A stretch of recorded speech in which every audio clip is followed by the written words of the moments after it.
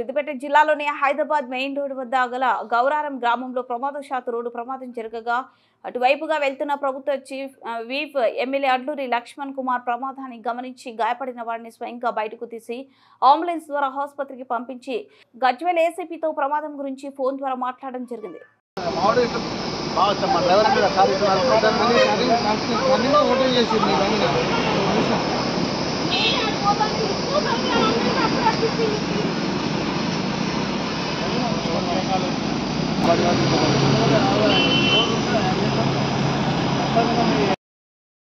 Police station వస్తుంది sir.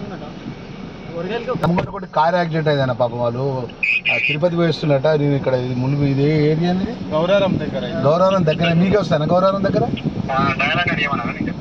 Dialogue నుండి చేస్తారన్నా పాపం. వాళ్ళు మన వెమ్లవాడ మన కరిమేర పోతున్నా తిరుపతి పోయిస్తున్నట. నిద్రపోయిండు పాపం ఆయన.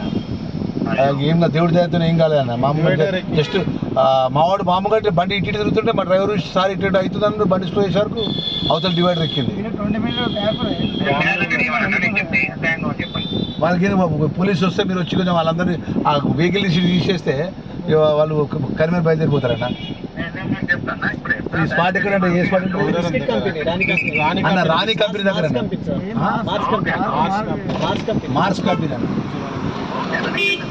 కొంచెం వాళ్ళకు భయపడుతున్నాను మన పోలీస్ పరంగా ఇబ్బంది కాబట్టి.